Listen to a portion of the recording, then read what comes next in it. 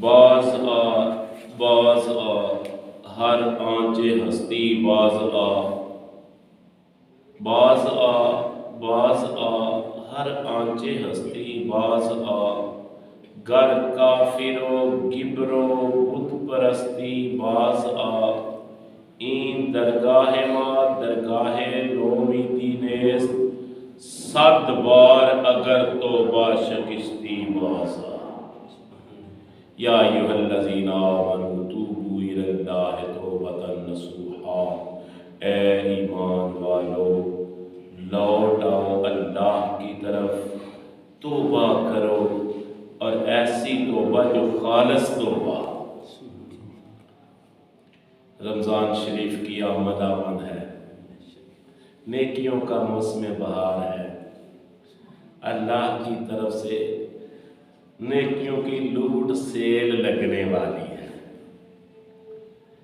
ویسے تو عرفاء کہتے ہیں کہ جو بندہ مومن ہے اس کی ہر رات ہی شب قدر ہے، لیکن عوام جو ہے ان کے لیے شب قدر بھی آنے والی ہے۔ نیکیوں کا ایک موسم بہار ہے، یہ وہ موسم ہے جس موسم میں نیکی کرنا آسان ہے، مسجدیں بھر جائیں گی، لوگ اللہ توبہ شروع کر دیں گے۔ یہ بھی اللہ کی رحمت کا ایک بہانہ ہے کہ سارا سال گناہ کرتے رہو، جب رمضان شریف کا مہینہ آئے، رمضان شریف کے روزے رکھ لو، اللہ پچھلے گناہ معاف فرما دیتا ہے۔ اور یہ میں اپنی طرف سے نہیں کہہ رہا، میرے حضور نے ارشاد فرمایا، بخاری شریف کی حدیث پاک ہے، من صام رمضان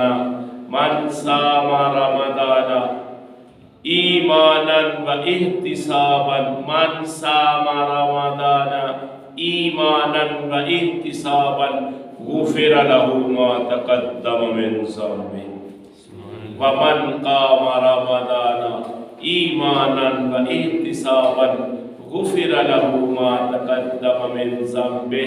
میرے حضور نے ارشاد فرمایا، جس نے ایمان کی حالت میں اور ثواب کی نیت کرتے ہوئے رمضان شریف کے روزے رکھے، اللہ پچھلے سارے گناہ معاف فرما دیتا۔ وَمَنْ قَامَ رَمَضَانَ ایمانا و احتسابا غفر له ما تقدم من ذنبه، اور جس بندے نے ایمان کی حالت میں، شرط اول ایمان ہے، کسی نیکی کی جزا ملنے کے لیے، حصول جنت کے لیے، کسی برائی کی معافی کے لیے، کسی گناہ کی معافی کے لیے جو شرط اول ہے وہ ایمان ہے۔ ایمان کے بغیر بندہ 10 دن بھی بھوکا رہے، روزے کا ثواب مل سکتا ہے؟ ایمان کے بغیر بندہ کروڑوں روپیہ اللہ کی راہ میں صدقہ زکوٰۃ دیتا رہے، کیا اس کو ثواب ملے گا؟ نہیں۔ ایمان ہوگا تو ثواب ملے گا، ایمان نہیں ہوگا تو ثواب نہیں ملے گا۔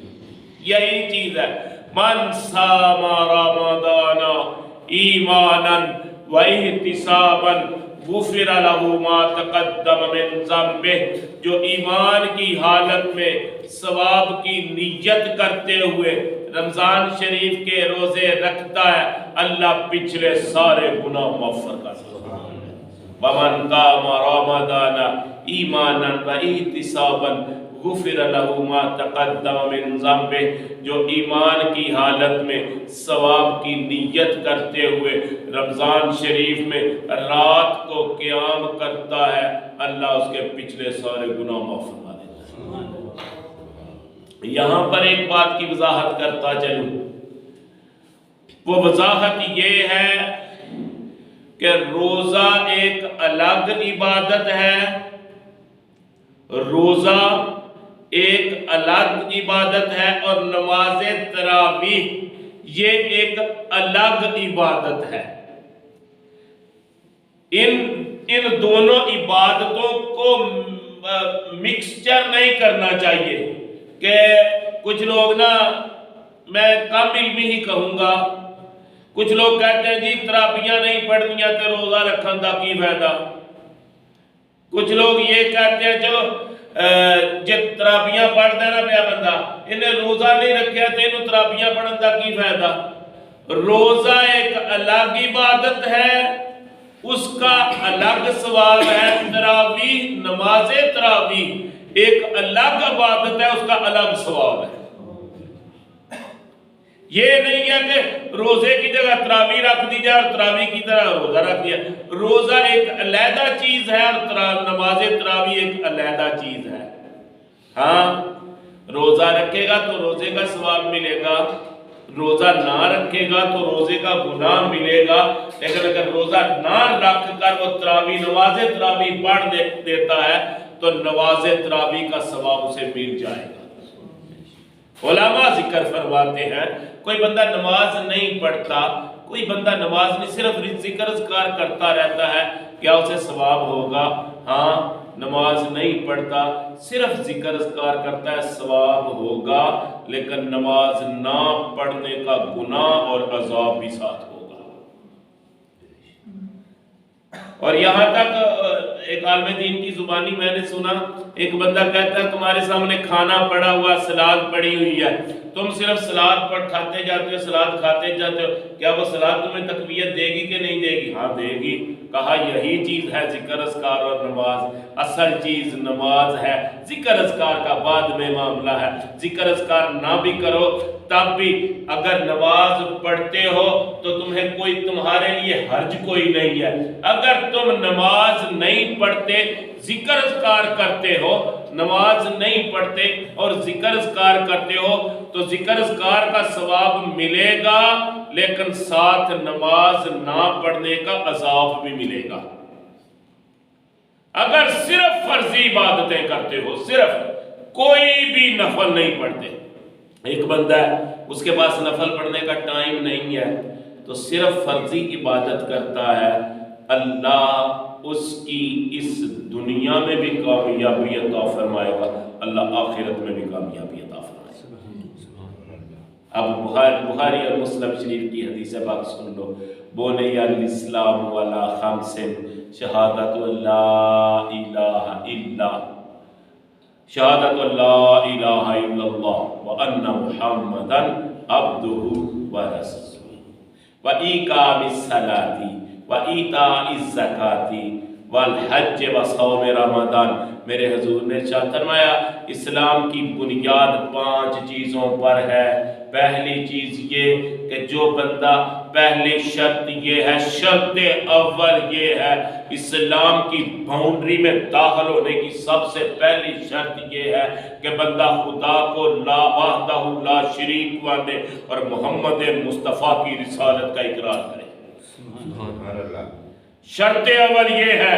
اور پھر بندہ مسلمان ہو گیا، بندہ مسلمان ہو گیا، پھر اس پر فرض کیا ہو گئے؟ نماز فرض ہو گئی، روزہ فرض ہو گیا، حج اگر توفیق ہے تو حج بھی فرض ہے، زکوٰۃ کی توفیق ہے تو زکوٰۃ بھی فرض ہے، حج صاحب نصاب پر فرض ہے، حج صاحب استطاعت پر فرض ہے اور زکوٰۃ صاحب نصاب پر فرض ہے۔ اللہ نے ہر کسی پر زکوٰۃ فرض نہیں کی، اللہ نے ہر کسی پر حج فرض نہیں کیا، اللہ نے ہر کسی پر روزے بھی فرض نہیں کیے۔ یہاں تک کہ علماء اکرام فرماتے ہیں کہ جو بندہ شہ فانی ہے، شہ فانی کا مطلب ہے پھوڑا اتنا ہو چکا ہے، اگر اس کو پتہ ہے کہ اگر میں روزہ رکھوں گا تو میری جان چلی جائے گی، تو علماء اکرام فرماتے ہیں شہ فانی فدیہ دے سکتا ہے، روزہ رکھنے کی سے ضرورت۔ حج بھی صاحب استطاعت پر فرض ہے، زکوٰۃ بھی صاحب نصاب پر فرض ہے، لیکن روزہ بھی جو روزہ رکھنے کا اہل ہے، بچے پر روزہ فرض نہیں ہے، جو روزہ رکھنے کا اہل ہے اس پر روزہ فرض ہے، لیکن نماز ایک ایسی عبادت ہے جو ہر حالت میں فرض ہے، تم ٹھیک ہو پھر بھی نماز فرض، تم بیمار ہو تب بھی نماز فرض، تم سفر میں ہو تب بھی پھر اللہ نے اپنے بندوں کے لیے کیسا انتظام فرما رکھا ہے۔ وہ اللہ ہے نا، وہ مالک الملک ہے، اس نے انسان کو پیدا فرمایا، انسان کی ساری کیپیسٹیز کا اللہ کو پتہ ہے، اللہ کو انسان کی ساری جو معاملات ہیں اس کا پتہ ہے۔ اللہ نے سفر میں بھی تم پر نماز فرض کر رکھی ہے، سفر میں بھی تم پر نماز فرض کر رکھی ہے، لیکن اللہ اجازت یہ دیتا ہے جہاں 4 پڑھنے ہیں فرض وہاں 2 فرض پڑھ دو، تمہاری نماز ادا ہو جائے گی۔ وہ اللہ ہے نا، وہ دیکھ رہا ہے، لیکن یہ نہیں ہے کہ میرے کپڑے پایا سب سے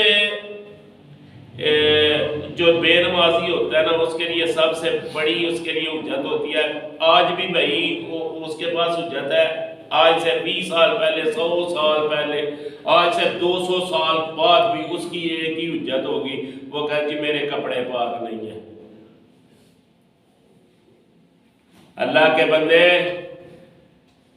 صرف ایک حالت میں تم نماز کے نزدیک نہیں جا سکتے کہ تمہیں یقین ہو کہ میرے کپڑے ناپاک ہیں۔ اگر شبہ ہو نا کپڑے ناپاک ہیں تب بھی بندہ نماز پڑھ سکتا ہے۔ صرف یہ ایک ہی بس، آج سے 100 سال، جب میں بچپن میں تھا نا کسی کو کہتے تھے چلو جی نماز پڑھ لیں، جی میرے کپڑے پاک نہیں۔ اللہ کے بندے آج سے 20 سال میں کوئی بندہ بہانہ ہے، بے نمازی فطرت ہے نا، ایک معاملہ ہے نا بے نمازی کے لیے، اس کے دماغ میں ایک ہی بہانہ فکس ہو گیا ہے، وہ اس کے دماغ میں صرف یہ بہانہ فکس ہو گیا جی میرے کپڑے پاک نہیں۔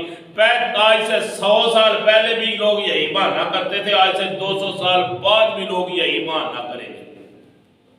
اللہ عمل کی توفیق عطا فرمائے۔ اپنے نفسوں کو پاک کر لیں، میں بھی پاک کر لوں، آپ بھی پاک کر لیں۔ اور پاک کرنے کا طریقہ کیا ہے کہ بندہ اپنے رب کو سب سے زیادہ پریفرنس دے۔ والذین آمنوا اشد حبا للہ، جو ایمان والے ہیں وہ اللہ سے سب سے زیادہ پیار کرتے ہیں۔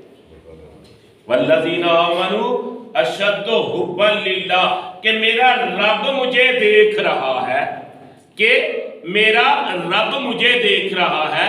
حضرت امام غزالی ایک بندے کی بات ذکر کرتے ہیں کہ حضرت صاحب تھے، وہ اپنے کسی مرید کو تھوڑی کیتیاں وہ خلافت نہیں دیتے تھے، تو ایک نوجوان آیا، اتنا اس نے عبادت ریاضت بھی نہیں کی، آتے ہی خلافت بھی بخش دی، آتے ہی اجازت بھی بخش دی۔ جو سابقہ مرید تھے وہ بڑے چیبہ جبی ہوئے، حضرت 30 سال ہو گئے ہمیں آپ کی خدمت کرتے ہوئے، آپ نے ہمیں خلافت نہیں دی، حضرت اس کو بچے کو آتے ہی خلافت دے دی، اس میں کیا قابلیت ہے؟ انہوں نے زبان سے نہیں سمجھایا، تجربہ کر کے دکھایا۔ انہوں نے جتنے جو پرانے مرید تھے نا سب کو ایک جگہ اکٹھا کیا، ہر مرید کے ہاتھ میں ایک چھری دی اور ایک مرغی دی ذبح کرنے کے لیے کہا، اس کو وہاں ذبح کرنا جہاں دیکھنے والا کوئی نہ ہو، اس کو وہاں ذبح کرنا جہاں دیکھنے والا کوئی نہ ہو، جہاں دیکھنے والا کوئی نہ ہو۔ تو کچھ مرید گئے، فٹافٹ آتے گئے، تھوڑے وقفے کے بعد آتے گئے، تھوڑے صبح کے بھیجے ہوئے ہیں، سارے مرید آ گئے ہیں۔ وہ جو نوجوان ہے کوئی کہہ رہا ہے نا میں نے دیوار کی اوٹ میں اس کو ذبح کیا، کسی نے کہا میں نے جنگل میں ذبح کیا، کسی نے انہوں نے اپنے حساب سے کہہ دیا کہ ہم نے اس جگہ ذبح کیا جہاں کوئی دیکھ نہیں رہا۔ تو جب عصر کے مغرب کا ٹائم ہونے لگا، عصر کے بعد کا وقت، دیکھا کہ وہ نوجوان جس کو آتے ہی خلافت مل گئی ہے، اس کے ایک ہاتھ میں چھری ہے، دوسرے ہاتھ میں زندہ مرغی ہے، تو چہرے پر گرد آلود ہے، لباس بھی گرد آلود، سارا دن بیچارہ پتہ نہیں کہاں مارا پھرتا ہوگا۔ جب شام کے قریب وقت آیا تو پوچھا تم نے ذبح کیوں نہیں کی؟ وہ کہنے لگا حضرت جی آپ نے کہا تھا آپ نے کہا تھا کہ وہاں ذبح کرنا جہاں کوئی دیکھ نہ رہا ہو، آپ نے کہا تھا وہاں ذبح کرنا جہاں کوئی دیکھ نہ رہا ہو۔ میں جس جگہ بھی گیا ہوں ایک ذات کو ہر وقت دیکھتے پایا ہے۔ سبحان اللہ۔ تجربہ ہے نا، یہی تجربہ ہے کہ بندہ، اور یہ چیز روزہ سکھاتا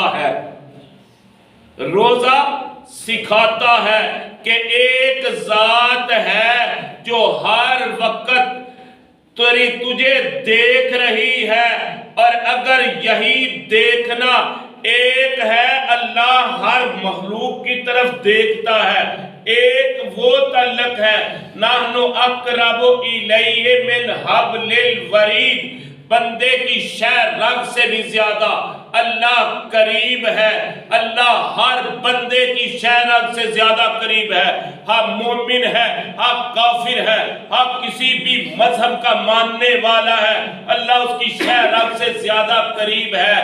اگر اللہ کا یہ قرب نہ ہو تو کائنات کی کوئی چیز بھی ایک لمحہ کے لیے بھی زندہ نہ رہے۔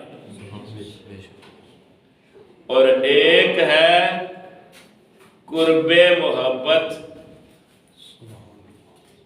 ایک ہے قرب ضروری۔ پہلے قرب ضروری، وہ ہر کسی کو حاصل ہے، اور ایک ہے قرب محبت، وہ ہر کسی کو حاصل نہیں ہے، وہ صرف ان لوگوں کو حاصل ہے جن کے بارے میں اللہ نے ارشاد فرمایا ہے، الا ان اولیاء اللہ لا خوف علیہم ولا هم يحزنون الذین آمنوا وكانوا يتقون۔ ان رحمت اللہ قریب من المحسنین وما ارسلناک الا رحمت للعالمین۔ یہ روزہ سکھاتا ہے کہ تیرا رب تجھے دیکھ رہا ہے، یہ روزہ سکھاتا ہے، مجھے کوئی بتا دے۔ علماء نے لکھا ہے، ہم جو لوگ کہتے ہیں نا کہ میری رائے چاہے کوئی نہیں ہوتی، جو بھی بندہ عام بندہ ہے، کامن سینس بندہ ہے، پڑھا لکھا ہے، ان پڑھ بندہ ہے، اس کی ذاتی رائے، میں کہہ رہا ہوں ذاتی رائے اس کی ہوتی نہیں ہے، اس نے کسی سے اپنے سے زیادہ عقل مند بندے سے سنا ہوتا ہے اور اس رائے کو رائے بنا لیتے ہیں۔ ٹاک شو میں کسی ڈاکٹر کو دیکھ لیا اور پھر اسی چیز کو اپنی رائے بنا لی۔ جو پڑھا لکھا اس کا بھی یہی حساب ہے، اپنی رائے نہیں ہوتی۔ جو مجھ سے زیادہ جو پڑھا لکھا ہے نا، اس کی میں نے تحریر پڑھ دی ہے، اپنی طرف منسوب کر دیا ہے، اپنی طرح جو مجھ سے زیادہ جو قابل ہے نا، وہ جو بندہ مجھے اور یہ بھی عرض کرتا ہے، چلو یہ فرقہ واریت کیسے بنتی ہے؟ یہ فرقہ واریت ایسے بنتی ہے، ہمیشہ میری بات ذہن میں رکھنا، ہم صلح کل کے قائل ہیں۔ ہمارے نزدیک جو بندہ لا الہ الا اللہ محمد الرسول اللہ، جو بندہ کلمہ شہادت پڑھ دیتا ہے، ہمارے نزدیک ہر وہ بندہ مسلمان ہے۔ فرقہ واریت کیسے پیدا ہوتی ہے؟ فرقہ واریت اس وقت پیدا ہوتی ہے جب بندہ یہ کہتا ہے جس کے پیچھے میں چل رہا ہوں صرف وہی بندہ ٹھیک ہے، باقی سارے غلط ہیں۔ جب بندے کے اندر میں پیدا ہو جاتی ہے نا، تو پھر فرقہ واریت شروع ہو جاتی ہے۔ اگر یہی میں اللہ اور اس کے رسول کے لیے ہو تو یہی میں اس کو اس دنیا میں بھی کامیاب کر دیتی ہے، آخرت میں بھی کامیاب کر دیتی ہے۔ اللہ نے ذکر کر دیا وَأَنَا أَوَّلُ الْمُسْلِمِينَ، اللہ نے ذکر کر دیا، میرے حضور نے ارشاد فرمایا سب سے پہلا مسلمان محمد مصطفیٰ کی ذات ہے۔ سبحان اللہ۔ سب سے پہلا مسلمان جس نے خدا کی وحدانیت کی گواہی دی ہے، اولین اور آخرین میں، یہ بات سمجھنا، اولین اور آخرین میں جس نے سب سے پہلے جس نے رب کی وحدانیت کی گواہی دی ہے وہ میرے اور آپ کے آقا و مولا حضرت محمد مصطفیٰ کی ذات ہے۔ علماء فرماتے ہیں یہی میں اگر اپنی شخصیت کے اظہار کے لیے ہو، یہی میں، اور حضرت علامہ نے تو یہاں تک فرما دیا یہ ذکر نیم شبی یہ تلاوت یہ سرور اگر تیری خودی کے نگہباں نہیں تو کچھ بھی نہیں۔ اگر یہی میں، ایک لفظ ہے میں، ہر کوئی بندہ محاورے میں بھی بولتا ہے، ہر بندہ اپنی شخصیت کے اظہار کے لیے بولتا ہے، یہی میں اگر اپنی شخصیت کے اظہار کے لیے ہو تو یہ میں نیت ثواب ہے، ثواب بھی مل جاتا ہے۔ میں نے قرآن کا ذکر کر دیا نا، انا اول المسلمین، اور یہی میں اگر کسی شخصیت کا انکار ہو تو یہ ظلم بن جاتی ہے۔ اپنی شخصیت کا اظہار ہو تو یہی میں نیکی ہے، اگر کسی شخصیت کا انکار ہو تو یہی میں ظلم بن جاتی ہے۔ یہی میں، شیطان نے بھی کہا تھا شیطان نے بھی کہا تھا نا شیطان نے کہا تھا انا خیر منہ، شیطان نے کہا آدم کو سجدہ کرانے کا حکم دیا ہے، یہ آدم سے میں بہتر ہوں۔ آدم سے شیطان نے کہا تھا نا خیر منہ خلقتنی من نار و خلقتہ من طین، تو نے اللہ مجھے آگ سے پیدا کیا، آگ کا کام ہے اوپر جانا اور مٹی کا کام ہے نیچے آنا۔ اس نے سمجھا آگ مٹی سے افضل ہے، اس نے آدم کے پتلے کو دیکھا، رب کے حکم کو نہیں دیکھا۔ یہی میں اگر اپنی شخصیت کے اظہار کے لیے ہو تو یہ میں ٹھیک ہے، یہی میں اگر کسی شخصیت کا انکار کے لیے ہو تو یہی میں سراسر ظلم ہے۔ شکر ہے اللہ کا فرقہ واریت کام ہو گئی ہے، نہیں تو ایک مخالف فرقے والوں کے بندوں کو مار دیتے تھے۔